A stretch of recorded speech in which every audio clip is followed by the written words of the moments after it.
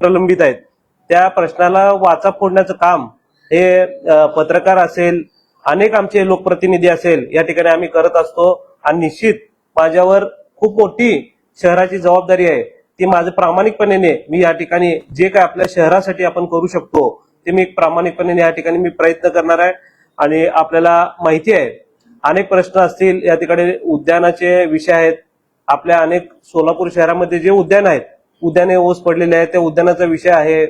परत तसेच आपले जे स्मशानभूमी आहेत, स्मशानभूमी देखील या ठिकाणी जवळपास आपल्याला 60 स्मशान 50 स्मशानभूमी आहेत या ठिकाणी। त्या अगेन्स्ट आपल्याला फक्त स्मार्ट सिटीच्या माध्यमातून 14 स्मशानभूमीच्या या ठिकाणी सुशोभीकरण करण्यात आलं।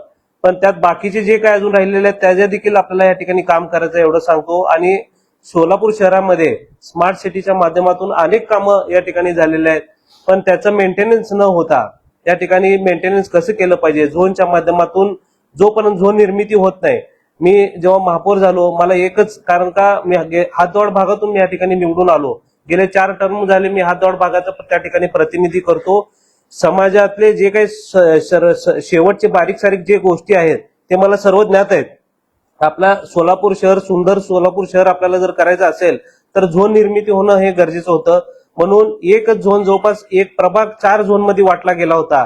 त्या ठिकाणी मी जास्त काही न बोलता कामावर भर कसं देता येईल म्हणून या ठिकाणी आम्ही झोनवर या ठिकाणी प्रेशराईज करून सोलापूर शहरातले पहिला झोन सक्षमीकरण या ठिकाणी केलं। आणि झोन सक्षमीकरण करून एक प्रभाग एक झोन अशा पद्धतीने कामाची वाटचाल त्या ठिकाणी चालू केली। आणि आता निश्चित आपले जेवढे काही कामं सोलापूर सिटीच्या माध्यमातून स्मार्ट सिटीच्या माध्यमातून या ठिकाणी झालेलं आहे त्याचं मेंटेनन्स असेल, त्याचं स्वच्छता असेल, आज धुळीचं प्रमाण आपल्या सोलापूर शहरामध्ये जास्ती प्रमाणात आहे त्याचा विषय असेल, डिवायडर मध्ये आज आपल्याला बघतो सोलापूर सुंदर सोलापूर स्वच्छ सोलापूर आपण म्हणतो, पण अनेक डिवायडर मध्ये या ठिकाणी झाडं आपण मध्यंतरी लावलेले होते तेही देखील या ठिकाणी नसल्यासारखे आहेत।